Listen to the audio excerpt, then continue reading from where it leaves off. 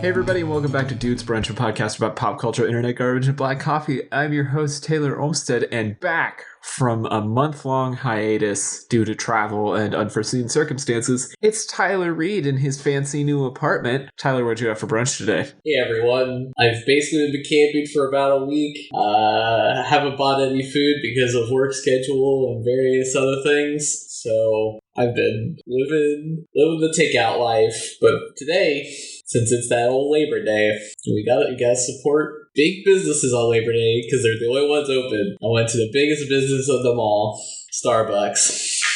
Because, it's that time again. It's time for pumpkin muffins and pumpkin things. And I said, heck, why not? Let's try their cold brew one more time, see if it's any good. Nope. Still trash. Still the worst cold brew I've ever had. And their pumpkin scone, it was just alright. Got a hard outer shell of icing, not great. But the pumpkin part was soft. It certainly tasted like pumpkin adjacent things. So there was that. Yay, consumerism. Pumpkin adjacent like squash or pumpkin adjacent like cinnamon? Cinnamon. Oh, okay. Well, I certainly hope that he had some pumpkin adjacent food while he was in Ohio this weekend. It's Sean Evans. Sean, what did you have for brunch today? Today I made pancakes. Back on that pancake grind. So I guess you got back from Ohio. Yeah, because we were home this morning. Yeah. Now we drove back last night. Probably the easiest trip through Maryland I have had since living here. Because you went through at 1 o'clock in the morning? More like 8 o'clock. Fair enough. And I'm sure coming back home today was an absolute nightmare, but we did it. So, yeah. Well, welcome back. It's good to have you, I guess, back in DC. It's good to have you back on the microphone. We went and had some Skyline before I left, and I tried the habanero cheese. It was kind of It didn't really add anything, I felt like, to the Coney experience, but it wasn't bad. I did also question for people who have been to Cincinnati and probably eaten there before, which is you guys. My store that I went to is not in Cincinnati. It's up in Akron, and their thing is, what did it say? Like, we freshly slice our cheese multiple times every day. And it wasn't like the cheese that we had when we were growing up, and it was like that really thin string cheese that they just piled on there. Like, this was actually like thick, and it wasn't like something you get from the store, but it was like fresh cut. Is everybody doing that now, or is that just my one weird store? Not that I know of. Yeah, the last time I went to Skyline, which was also earlier this month when I was in Ohio, it was very thin sliced cheese, or thin shredded cheese like we had when we were growing up. I think it may just be like an outside of the Cincinnati metro thing. Huh, interesting. It was weird. I was like, I don't remember this. Even last time I went to that place, they didn't have it like that, but that's fine. Okay,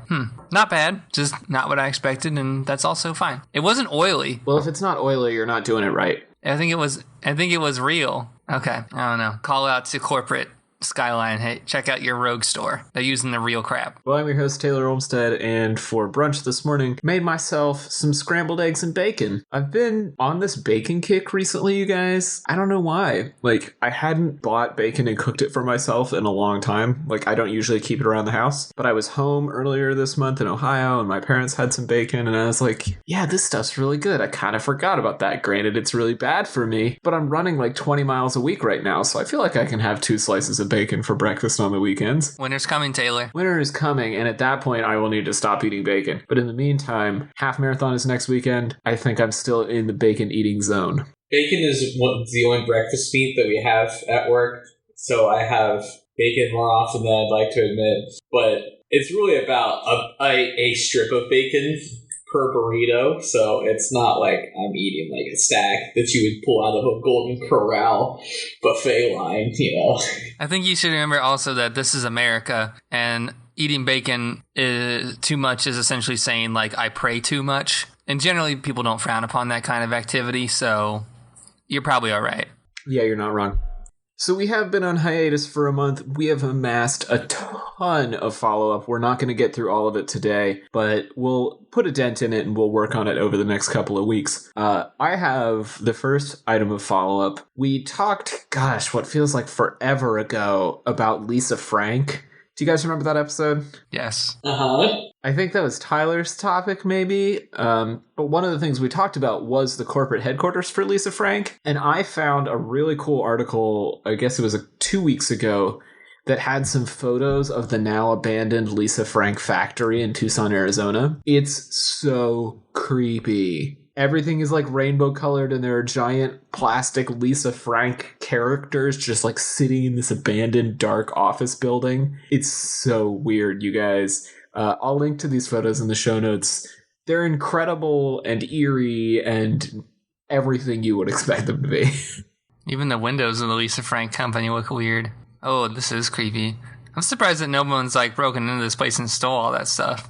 Well, the photos are from a few years ago, so that stuff may not be there anymore. Oh, okay. I imagine somebody would have taken them out at that point. I kind of don't understand why some of these big sculptures aren't in museums, honestly. They are pretty impressive. Like the panda and the dog and the bunny rabbit and stuff. They're just silly, but it's funny. I mean, it's part of our history. I feel like you're right that it should be in a museum. It belongs in a museum. That's probably where it'll end up. Some collector will get them. I hope so. I hope some Lisa Frank fanatic somewhere bought these things for their backyard. That would make me very happy.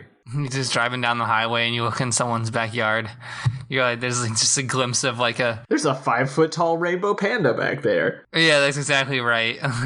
So then, throwing back to another topic from the ye olden days of Dudes Brunch, where Sean had us watch Andy Warhol's short film Hamburger, where Andy Warhol eats a hamburger.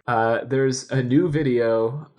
It's a music video for the band Death Valley Girls, in which Iggy Pop recreates Andy Warhol's Hamburger, where Iggy Pop dresses up in a suit, sits down in front of the camera, and just eats a hamburger. I like it. The song's good too. Yeah, the song is really cool. I mean, I'm always down for Iggy Pop just doing whatever he wants to do, really. I recently watched the episodes of Venture Brothers that include Iggy Pop, and they were absolutely fantastic as well. Well, they don't just include David Bowie, and who is the other dude? I don't remember who the other guy is, but yeah. That's at the Monarch's wedding, if anybody wants to know. Yeah, it's The Showdown at Cremation Creek, parts 1 and 2. You are no longer butterflies, you are murder flies! I love that. I love that whole bit. It's a great series of episodes, and Iggy Pop is an American treasure. If you haven't listened to Iggy Pop's most recent record, you should do that. It's very good. In Cleveland-related follow-up, calling out to Sean's adopted homeland, Bud Light has installed what they're calling victory fridges around Cleveland. These are Cleveland Browns branded Bud Light refrigerators. They have remote-controlled padlocks on them, and if the Browns ever win a football game ever again, the locks will automatically open and anyone in Cleveland can take as many of the Bud Lights as they want until they're all gone. I have so many mixed reactions about this. On the one hand, I feel like, yeah, we should reward Cleveland for like sticking it out through these tough times. But at the same time, like, it's the Browns. They should know what they're getting themselves into. But also, like, even the Browns shouldn't want to drink that much Bud Light. Like, no one should want to drink that much Bud Light. I don't know. There's a lot of problems with this. You don't reward somebody. That's insanity. What you're looking at is not rewarding somebody for something. It's mass insanity. When a company believes so little in your team, even winning a game, that a publicity stunt to give, I don't know how many of these coolers there are out there, but to give people enough coolers of beer, that's pretty awesome. And also, I think that their starting quarterback got injured last weekend at the preseason game, and he's probably out for the season. So what you're saying is these fridges are going to be sitting here so long that this beer gets skunked. Basically, it's an aluminum bottle, though, which is a nice call by them. But got to preserve it for as long as possible. I just want to see a video of the chains dropping. If it does happen, there's going to be rioting in the streets. People will be throwing Bud Light bottles to each other. I can only assume that resident Cleveland correspondent Emily Bamforth will be on the scene and be able to report back. Yep.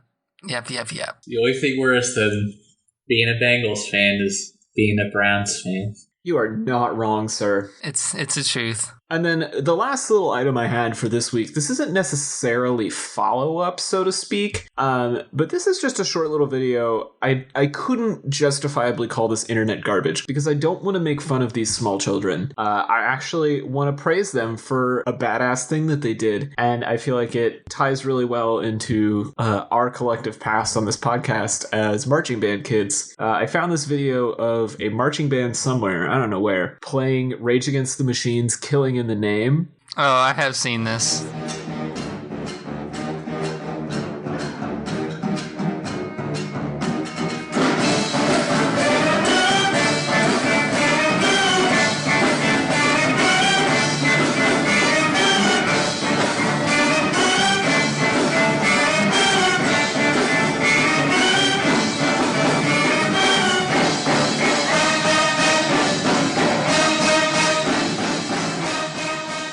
And it's honestly one of the most badass things I've ever seen.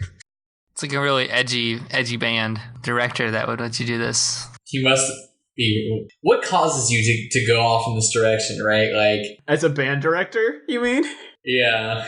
That you have you given up, or is this a divine inspiration? Is really what the question is. Well, you look at how into it these kids are. I think they're really like. He's probably just playing into their pre-existing nihilism and lack of faith in late-stage capitalism.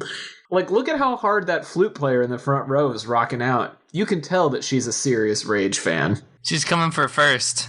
She's third right now. She's coming for first.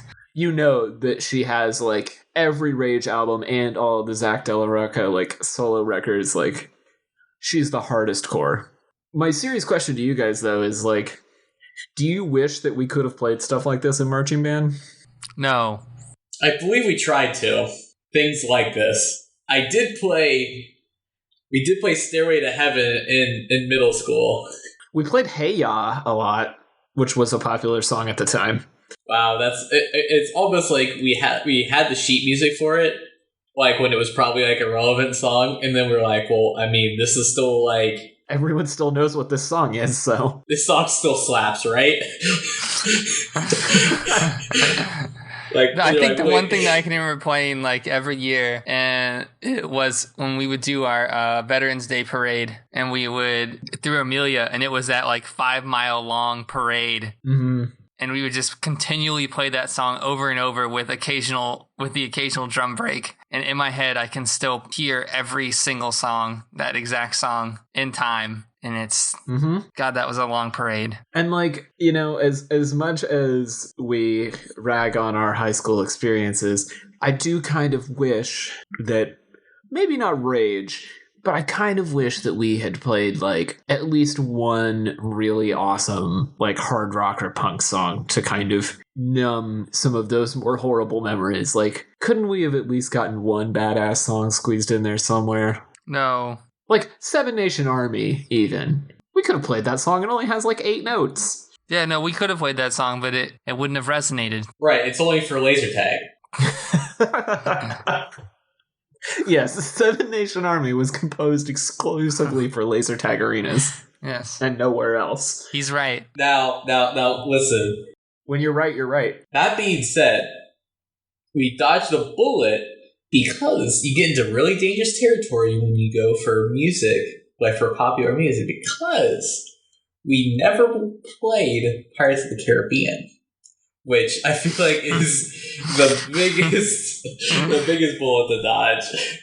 Yeah, if you were in band anywhere other than our high school from 2006 to 2012, you probably played one Pirates of the Caribbean medley. It was even before that. It was even before. See, you guys aren't the same age as me, but the first time that we went to Bands of America, the show that went on before us was Pirates of the Caribbean. The show that went on after us was Pirates of the Caribbean. And the show that went on after them was Pirates of the Caribbean. It was so funny. And I think in the time that we were there, we probably saw like 7 or 8 more shows that were Pirates of the Caribbean. It was, oh God, it was so good. And we did Yanni. Well, the black sheep of marching band shows. Okay, worst like 90s to present band to turn into a marching band show. I'm going to just ignore that, and I'm going to tell you the best one I ever heard was the one that did the Cowboy Bebop theme song. That was sick as fuck. I was like, yeah.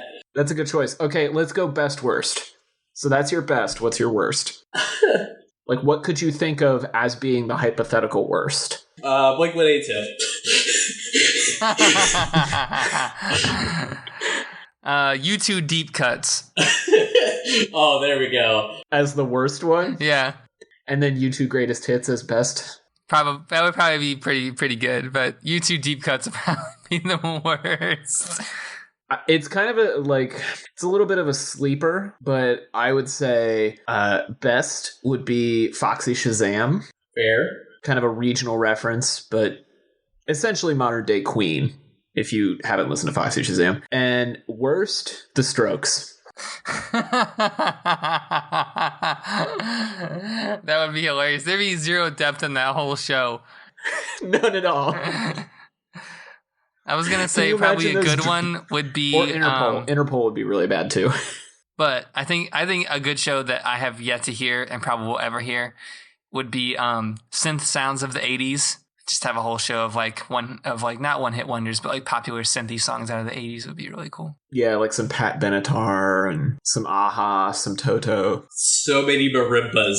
That's really what Sean wants. He just wants all the marimbas. It really just wants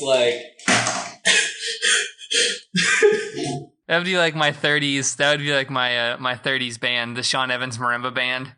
A train full of marimbas that rolls up to your town. That's I love that you have a banana. So people who couldn't see, if you've ever seen a double marimba thing, it looks like you have antennas sticking out of your hands. But Tyler just jammed pencils in between all of his fingers, and then right at the end was a banana, and he was. That's hilarious. Oh, that was so funny.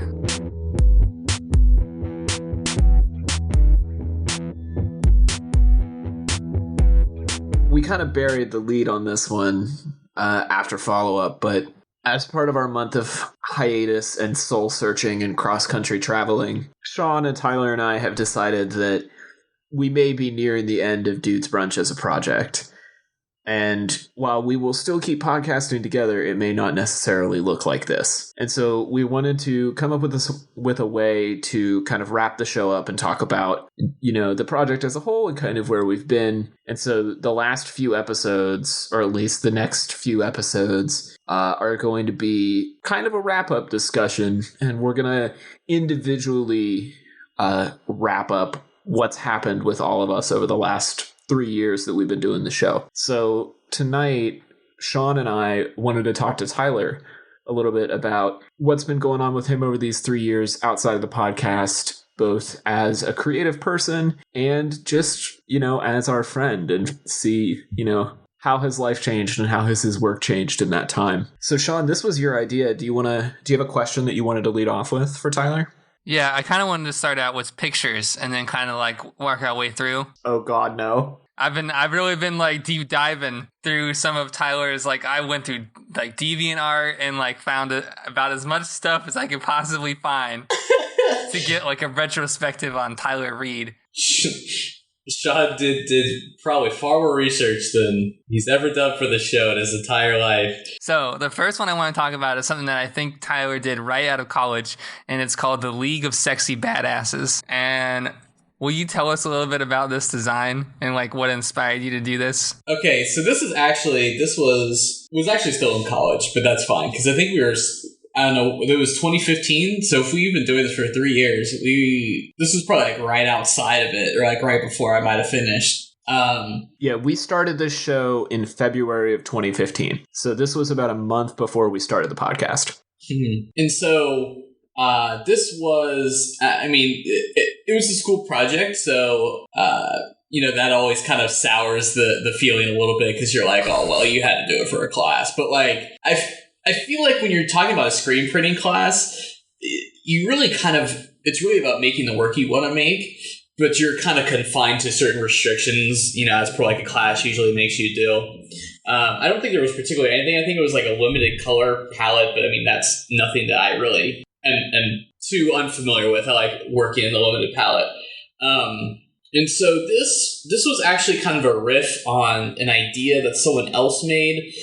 I believe the artist is Jublin, and he made a shirt that's kind of more or less in the style. I did a very poor imitation of the style, which I've kind of worked on over the years. It's kind of almost kind of like a sort of like horror kind of like old like movie poster, and it was called The Planet of the Sexy Babes, but also an Alien.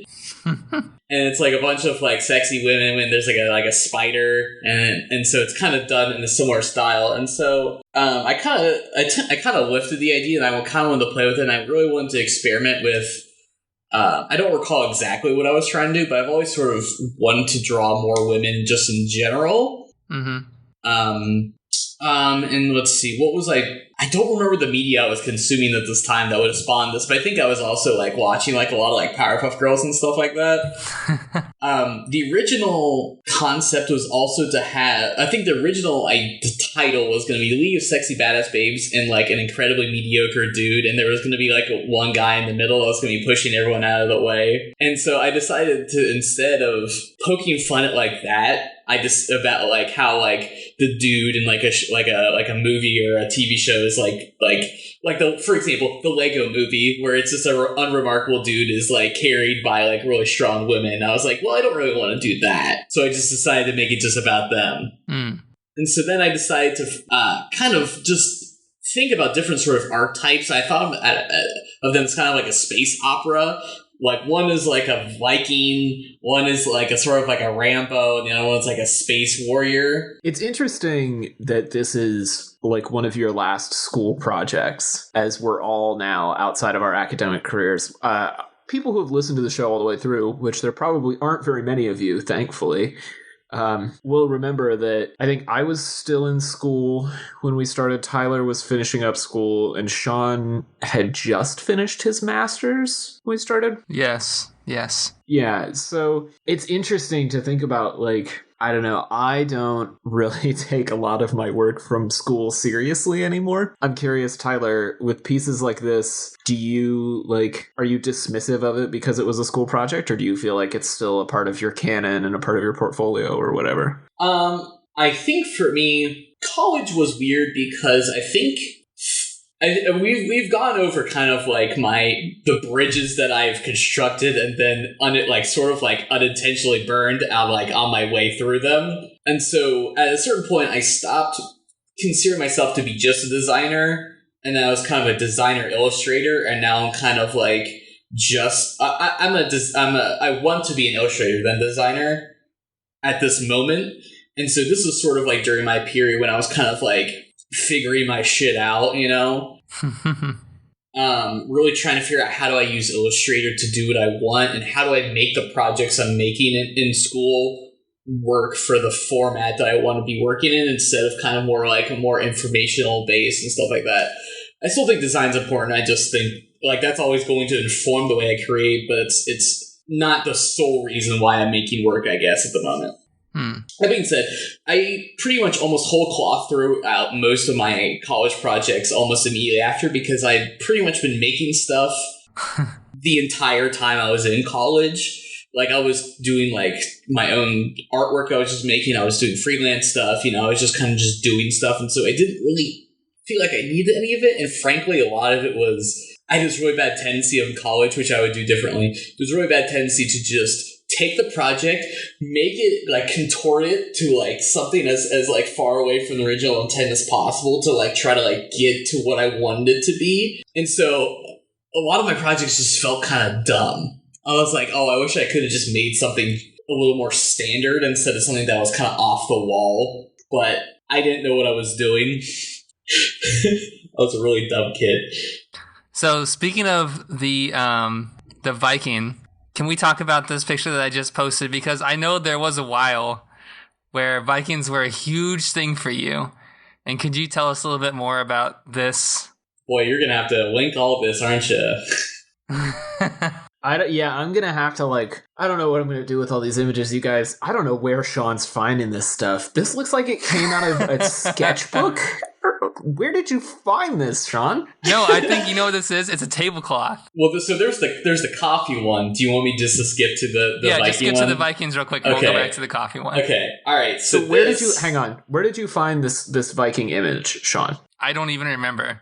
It's probably at least on my Twitter. I think most of it is Twitter or my Facebook. A lot of it came from there. Facebook and Twitter is mostly where I was posting older stuff. I kind of condensed it to Instagram in the last few years. Anyway, Taylor's right. This is a tablecloth. So part of the family tradition for a long time was to draw on the table, on the dining tablecloth. And so, I mean, this was just a cartoon that I just drew. A lot of the drawings, for this tablecloth ended up just being whatever the dining set was of. And so that was a wooden ship with 2 pilgrims and 2 Native Americans. And so it was just mostly just renditions of that. One was they were Legos. One, it was just a single figure. There was a lot of jokes about driving because that was a relevant thing. My cousin drew stuff, and a lot of his was about surgeries where he couldn't eat things, where he had stuff in a blender, or he was in a cast. So it was sort of. So this is it family Thanksgiving. Yeah, exactly. How long did this go on? Is this an annual thing that you can remember since childhood, or? I think 18 was the cutoff. Okay. So I think I was right there. I don't remember exactly, but it feels about right. But you remember doing this for a long time. This tablecloth spans a decade. Since I was 5, 6 maybe. Oh, even more. Yeah. Wow. Was this That's a really cool tradition. I love that. Yeah, was this something that kind of got you into where you were into design, or was it you were always into drawing? I honestly don't think I know this answer to this question. I've always had a weird relation with art as an idea, as art, design, illustration, all of this, because really I didn't really pursue drawing that consistently. I was mostly playing video games and having a vivid imagination and playing with space swords, so there wasn't a lot of art. But kind of into high school and kind of leading up to that, I kind of had to choose what I wanted to do. And I was well, I mean, my dad uses computer drawing stuff. And I was well, let's see what that is. I took a class on it. I liked it. I ended up going to a vocational school for a year to do design stuff. And then I went back to a regular high school to finish. And so that's kind of what led into my career path as a designer. But really, I don't know exactly what brought me to the part where I was this is decision making. I'm well, this is the only thing I'm good at, which felt not true at all, because I feel there was always the in elementary school they would put on display art projects, or I never got good grades in art classes, and I never got my art in any of those things. So there was no indication that I had any talent whatsoever. My dad was always your drawings could be more realistic. I was but I don't want to draw realistic. I want to draw a monster. I want to draw a man with a sword. I had just no use for anatomy or perspective. I was I just want to draw it flat on, and I just wanted to look cool. I was there has to be a way for this to happen. Now, for a while, you did wear a Viking helmet around. That was kind of your trademark. Was that about the time that this was drawn? That's probably not... I think I had that within high school. I mean, you had that as long as I've known you, since 2007, so... Oh, was it really that long? I don't even remember where I got that. It's probably at my parents' house still. Is the helmet still out there? The irony that I ended up going to NKU was not beyond me. And they used a photo of me with that hat on. Their mascot was the Viking, for those who don't know. Right. Well, it's also it used to be a dragon, then it became whatever, it doesn't fucking matter. It's semantics. Anyway. Okay, so tell us about the next one, and when I say next one, I mean the one that's in between the first two for us, which is the Hario V60 coffee maker, because it seems like your drawing kind of reflects whatever it takes on the life of whatever you're doing at the time. And this very much seems like an illustration. Uh-huh. It definitely was more intentional than any of the things that you've probably picked out. I think what I wanted to do is I wanted to draw coffee equipment because I feel like that was, I don't know, it feels like they're elegant shapes. They're beautiful. It's very iconic. I was like, well, I'm really getting into coffee, so I might as well draw it. I was also practicing using the new tools in Adobe Creative Cloud. I was using the new Illustrator functions, which had like lots of like bending tools and stuff like that. They also had some like fonts that were available, so I played with that a little bit. So I forget what spurred it, but I really wanted to make it kind of like folk arty, and so I did a deep dive into went onto the Pinterest and I just started digging around for like, I was like, I want to draw some flowers. Like, how can I get coffee and flowers kind of going? And so I was like, folk art kind of was like what led me to there. I have no idea what connected those two things together, but I think I just generally wanted to draw it flat coffee equipment, and then I wanted to have some sort of decoration kind of around it. And it kind of laid off flowers because I feel like that's a popular. I don't know. It just felt like it fit, and I just kind of went with it. I wanted to experiment with limited colors, with the palettes, and very geometric shapes. Yeah. No, it does have a very needlepoint look to it. Like, it's fine that it's flat, but it also has the illusion of depth. Especially the mug, or the pot, because it has that like angle. It's kind of angled towards the front. It really makes it kind of pop from the rest of everything else, which is a cool design feature. One of the things that I noticed with this piece, like Sean was saying, it kind of reflects the interest you had at the time, right? Like you were getting really into coffee and you started doing a lot of coffee-themed art. Uh-huh. But you also, like, you've talked about color a little bit, and it's hard to relay this on an audio medium, but I feel like if you, the listener, look at Tyler's work in chronological order rather than the kind of like jumping around order we're doing right now, you can clearly see where like he was working in the kinds of shades and tones and patterns that felt not mainstream, but like trendy, and like there was this rough style to it and like muted colors and like the kind of like design that I would almost refer to as like old school masculine. Like I associate it with websites like The Art of Manliness. But in the last couple of years, like maybe 2016 to 2018, it feels like you've just gotten so much more like broad in your color choices and in your design choices that you're like going in all these really playful directions that don't follow that kind of like rugged sensibility that you were in for a long time. And I'm wondering kind of where that comes from. I think at one point, I think the indicator was when I decided to change my brand from like the Viking helmet, the sort of the helmet design, which was very black and white, very very, very reductive, very like almost like brutal, and that it's like there's not a lot of room for, there's like some ornamentation, but it's just sort of like it's very minimal, although it's very like it is illustrated, so obviously there's like more stuff there.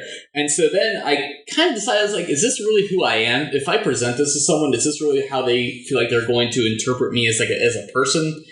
And like more over time, I've kind of just accepted that I'm like, I'm just a goofy motherfucker, and it's like there's no way that like I could be really like that serious about anything. Like I'm not like of course you have like your inner monologue and there's things that you say, but it's like it's really like I'm not really a very like depressed, like very like serious, like focused like person. Like I'm not like the kind of person that like that brand is like some dude that has like lots of like tattoos and like you don't really like talk to. He's just kind of he's like almost like a Roger Klotz kind of guy.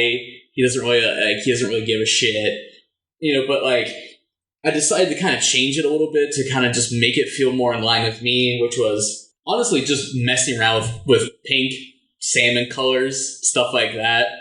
And it sort of kind of got into different kind of things I was interested in. I kind of wanted to explore the idea of, like I said, always limited color. But I was like, what if this person's purple colored instead of, like, what if their skin is purple instead of, like, just the same old color that I use every time? I was kind of like, how far can I stretch this? How can I still make something readable? And so it's kind of the fun where I was kind of trying to get into, like, just different kind of really own a style a little bit more, I guess. I don't know. I also was getting into motion design, which usually features lots of, like, a very specific color palette, and that was kind of where I was kind of getting some inspiration from. Can you tell us more about this happy little pig that you have down here? From the Post-it Note series, it seems like? Okay, so this was the most recent series. I actually was talking to Alex Lockwood, 71DPI on Twitter, Instagram, and everything. Friend of the show. Friend of the show. Consultant. Yeah. Anyway. So what happened is I sat down with him because I was like, I had a moment where I was like, do I want to continue my Illustrator sub? Like, do I want to keep using Creative Cloud, or do I want to just go on to like just using like an iPad? And so we talked, like, I showed him like my drawings like on like my iPad, and I was showing him like the sort of the motion, not the motion board, the time lapses of the finished illustrations I had. He said, "This is really great stuff," and I think I'm trying to remember the exact reference because like at some point I just started. Oh, okay, got it. I got it. Okay, so I started just drawing Garfield really shitty. It started as trying to draw Garfield correctly, and then I realized it's funnier if I just draw Garfield really bad. Because like at work we have lots of things that require notes. And so I would just start just drawing Garfield on things and just like slapping them on stuff for people to find. And so everyone thought it was very funny. And so like he like saw those and he's like, well, I kind of like this. You know, what if you just make things that are quicker, a little more expressive, you know, just kind of just do something that's quick. Because I was like, I need more content on my Instagram. And he said, just draw whatever and throw it out there. And so like I had like, there's sketches that I had in my butt books of just like characters I was just drawing really badly very quickly. And he's like, I like that. Let's do that, but just like show those off. I need to show more of my process. And so this was an example of that. Sort of like I started to do a series where I was just drawing stuff and just posting it and throwing like a caption on it. It was just intentional. Like I was just trying to get as much stuff out there as I could. It's just real quick, just sketches just to get the feed up there. Yeah. No, I think this is probably, of all the stuff that I looked at, that this like Post-it Note series is probably one of my favorites. Just because it seemed so off the cuff. It was just like stream of conscious you is what it felt like. How it's just this sticking up with like a felt tip marker. And then there it was. It came into existence, and then it was play. There was no like time to redo this or focus on that. It was just really cool. And I like that it was kind of done in a diary-esque. That it was done in a very diary-esque way. So I was just drawing stupid shit, and so I think I need to get back into it. Oh, and there's a lot of Charlie Browns too, and I just tried to draw Charlie Brown really bad because he's like it sounds so shit. He's like my spirit animal or whatever. He's with a character that most resonates with like my life. Just all these depressing faces. He just got so confused. He's always like borderline looking like an egg who's like constipated. There's just a lot of the dog. He's just real stupid. Hang on though. We have to take a moment to recognize that we have used the phrase "Charlie Brown is my spirit animal" as an episode title for episode 118, the only live in-person Dudes Brunch ever, where Tyler, Emily, and Zach came to my basement and talked about Christmas movies the day after Thanksgiving. So speaking, though, of this series, you made a quick off-the-cuff reference that I want to expand on real quick. You said that these Post-it note sketches started as something in your butt book. And I feel like that's a Dudes Brunch deep cut where, like, you have to either know us or have listened to a lot of this podcast to know what a butt book is. So can you explain to some of our newer listeners what the butt book is and where it comes from? A butt book is a very small book. It's typically, there's Drew Jeske, former co-host, sort of coined the term, but I've sort of carried on that tradition. It's in, I forget what they're in small field notebooks that basically can fit in your butt, and so you put it in your back pocket, so you always have something to write on or scribble. And so usually, like, my butt books are a mix of like notes and sketches. They start off more like note based because I was doing lots of like event planning for the board game bar, and then it kind of evolved into a little more just drawing based. It's actually, there's such a catalog of them. I have like about, I think maybe 6, 7, or 8 different butt books I've used over the course of probably Dudes Brunch as a whole. And so they're just small little books. So just little unlined field notes, essentially, right? Yeah. I like dotted personally. I also like dotted. I'm a big fan of the dotted ones. It says cursed page, do not use. The first page is always the worst. Never use the first page. Anyway. But one of your characters from your Post-it notes did get some more development, and that was who I have in my head as Sweet Cream Boy. Can you tell us more about Sweet Cream Boy? Sweet Cream Boy. Well, okay, so the phrase or the idea of a Sweet Cream Boy is actually from the Twitter page Bodega Cats, in which Catherine and I talked, like we just share the photos we like to each other. And there is a cat that there are several cats that are on like ice cream machines. And so whenever there's a cat on an ice cream machine, you call him a Sweet Cream Boy. And so I just took that idea and then I just made it into just a dog instead. But actually, let's see. I have to go to my website for this one. This is one Sean did not find. He actually started as a different illustration for the zine Intersekt, which was something made by Leah Kroger, a local designer person that I went to school with. Wow, my website is loading slow. I should probably change the format for that shit. Today on URL self-discovery. Displaying flatly instead of like a carousel. Listen, I've learned a lot of lessons in my time as a person on the internet. That's really what this show is all about, is us perpetually learning lessons as people on the internet. So Leah was always did several rounds of submissions for different zine submissions. This was the first one, and so I made the Shibu, and he actually was created in a very funny way. But basically, I was like, "What's the most Leah Kroger ass thing I could think of?" And I was like, "How about a dog that's like drinking a beer, and he's got some pizza that's made in a pentagram shape, and he's riding a skateboard, but also he's a little cute." Now, this design is absolutely awesome, and I would totally buy a shirt that had this design on it, because it is hilarious. Same. And so that was just a different reinterpretation of him as a character. So. And the page from the zine that Tyler has shared with us is the top 10 gas station snacks, which I feel like is a lesson that we all learned together in high school.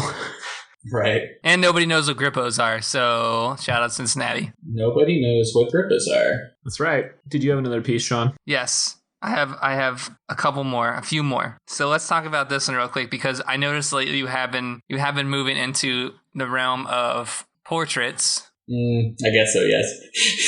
and using your particular style to do people's portraits. And you have done portraits before. There is a portrait of Taylor and I that is out there on the internet that I found. There is. There are a couple of them. Okay, but this is one of the more recent ones. Can you talk about this, like how this came about, what your process was in making this? Instagram launched the idea for their stories to have people submit questions or submit answers to questions that you had, and so I figured that one of the things I could do is I could just just take people's if they want like an illustration of themselves, that I could just do it for them. And I think I was just looking for things to practice because I was decided to stick with getting Illustrator for another year. So I was like, well, I just paid $500 fucking for this. I might as well use it for something. And so I feel like portraits are always just something easy to do. They're fun. They're quick.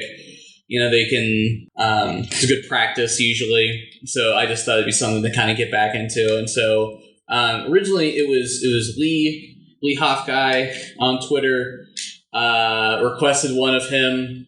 And so then Phil did one, and then Alex asked for one. And so, I got a series of 3. I actually have a bunch that are kind of sitting in the wings, but I went to Gen Con, then I moved, so I haven't really had time to kind of sit down and really leisurely work on those.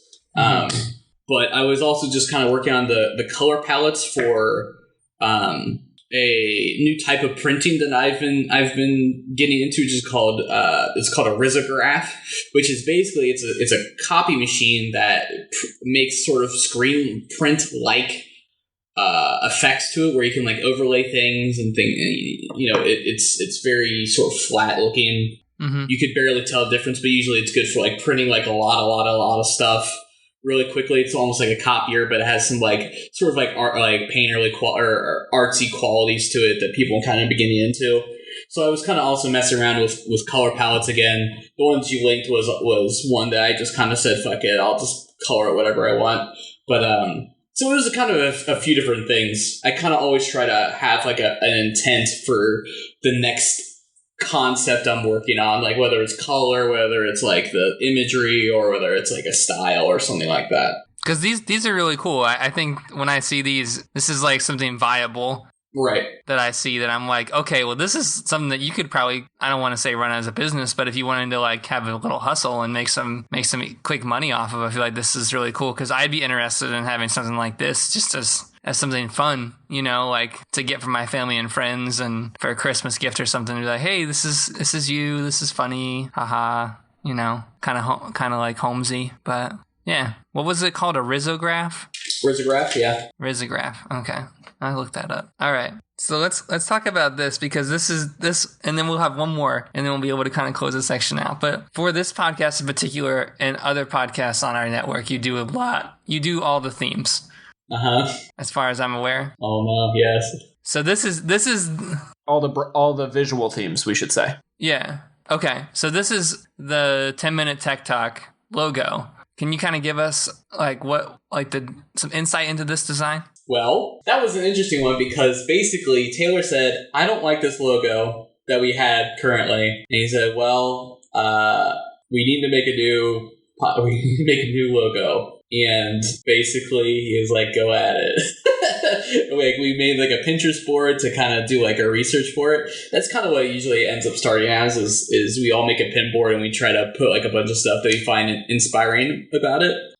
This logo actually went through a lot of intent changed during this one, but visually it stayed very much the same. I was interested in playing with the idea of what a tech podcast should look like, because I think we all kind of agreed that we thought the skeuomorphic material design for most tech podcasts is pretty you can't tell them apart, because they all basically follow a similar design pattern. And so we kind of wanted to get away from that. And I was playing with the idea of making small interfaces of social media websites of parodies of them. There's a lot of there's almost kind of vaporwavy a little bit. That's kind of where it kind of started. It ended up something a little bit more neutral, which I think was fine, because I think the problem was that we wanted to have he wanted a podcast that was sort of could encompass a lot of things. It's not an Apple podcast. It's not an Android podcast. It's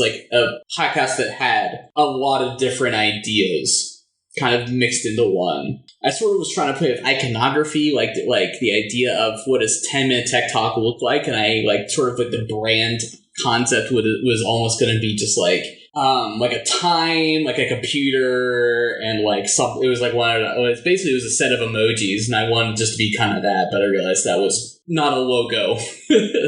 But that's sort of like where my space was playing. I was like, how can we get something that's sort of like succinct, gets to the point, because it's already kind of like a podcast that's like kind of about that. I don't know. It's been a while. I haven't really thought too much about that one in a minute though.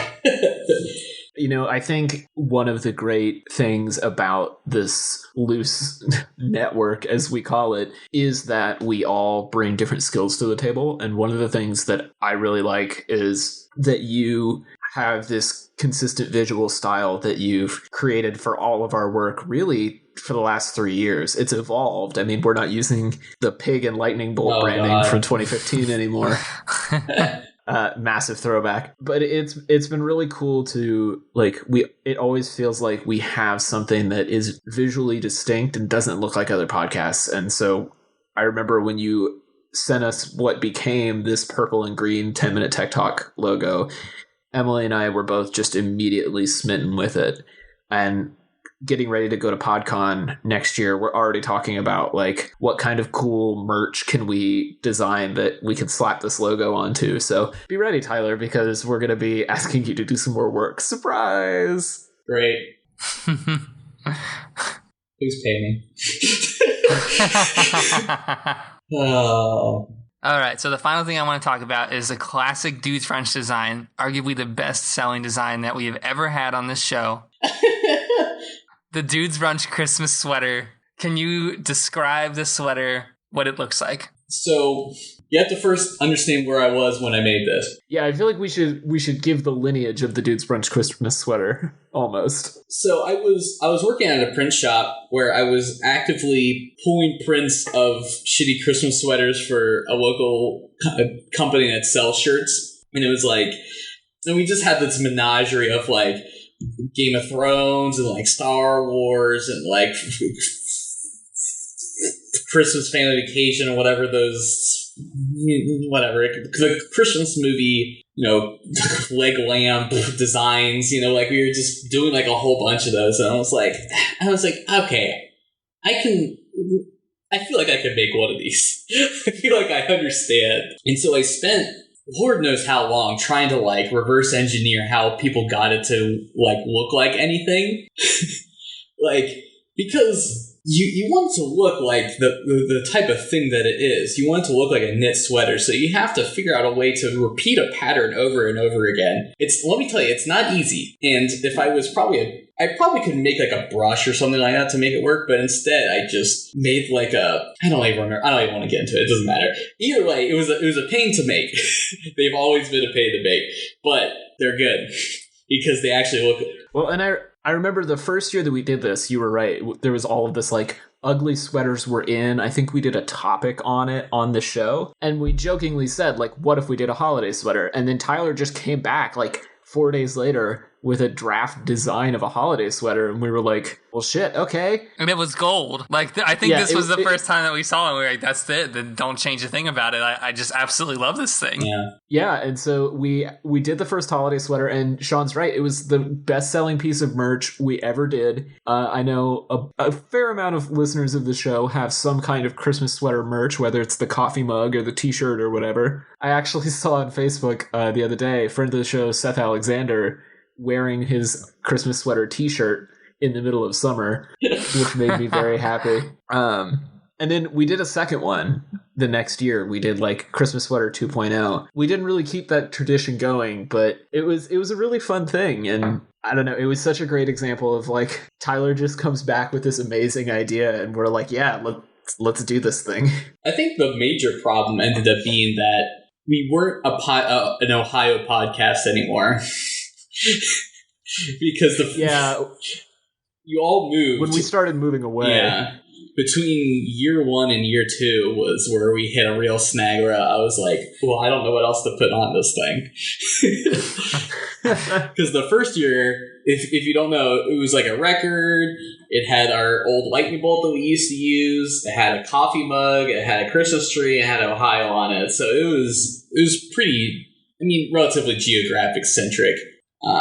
I don't even remember what the second one had on. I think the other one might have had like a log cabin. I don't remember. I should take a look. I'm pulling it up now. It had coffee mugs and Christmas trees. It was a little more generic, but I think it was a little differently detailed, which is fine. It's still available on Redbubble if you are interested in it. Links in the show notes. There you go. Along with both of our now outdated logos, the Pig Lightning Bolt logo and the orange text logo, we should probably throw up a modern DB logo shirt before. We should have done that about a year ago, but here we are. Anyway, yeah.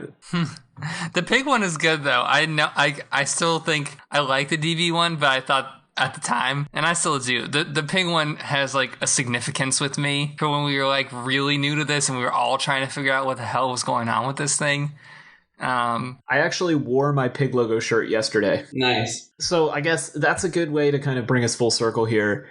Tyler, in the 3 years of this show, you've gone from final year of college graphic designer to now multiple years out of college, more of an illustrator, more of an experienced podcaster. You're living on your own. You are in a stable relationship. You have this, like Sean was saying, just this stream of creative output on Instagram all the time. Like, what do you think has been like the biggest change for you over the past 3 years? Or like, how have you reframed yourself creatively over the last 3 years? I think this is probably one of the hardest questions to answer because it really requires me to reflect on almost me as a person.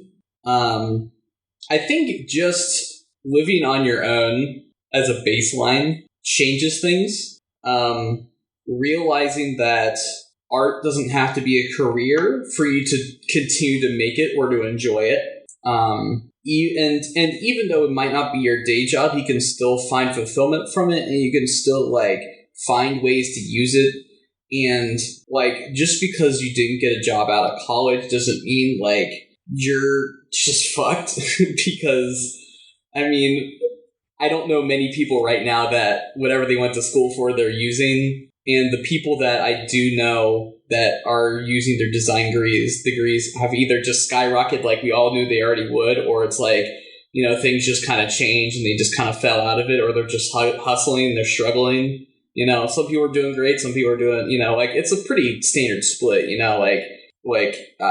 for example, Leah, she was at a design gig, she was full-time, had benefits, stuff like that, and she said, I just am not happy here. So she left that, she went to a part-time art gig, she broke her leg, and they didn't necessarily fire her, but they kind of left on amicable terms, and now she's working for Apple, she's working at an Apple store, and she's, as far as I can tell, feeling much happier than she was before. So, I think really just learning about what I need, I don't know. I've always tried whenever I've had a lull in job opportunities to always kind of try to get a design job, but it's always just kind of well, if it's not exactly what I want, then I don't want to do it, because I don't want my passion ruined because I'm working for some pharmaceutical company that's making me make brochures in 2018. I'm too weird to get a normal job at this point, and that's fine. I'm working at a coffee shop because I want to, it's fine. I'm not working at Chipotle though, which is great. There you go.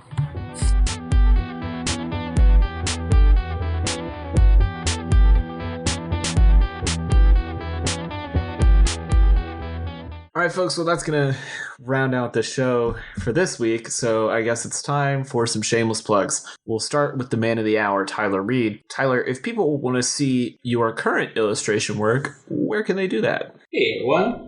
As always, you can find my design and illustration work at tylerreed.com, and find me on Instagram as TDRZine and Twitter as SneezyPanda. Still so glad that you got your old handle back. Bless. We're going to be talking about Sean Evans next week on the show, so if you want to dig through his tweet archives, where can they do that, Sean? They can do that at... Man, what is my Twitter handle? I haven't even looked at that thing in a month and a half.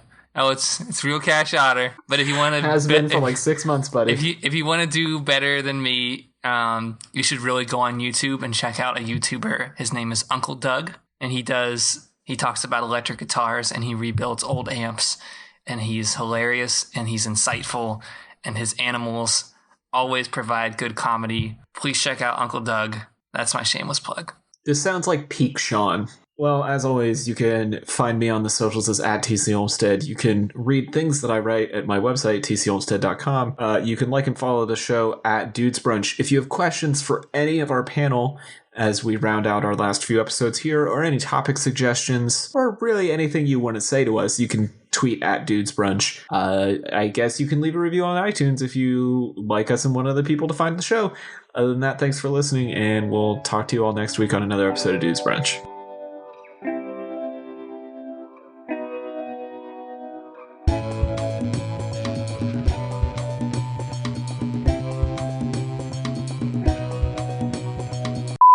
You just have a huge stack of them? Those are all the good ones. What's some good ones? This is Godzilla. He never got posted.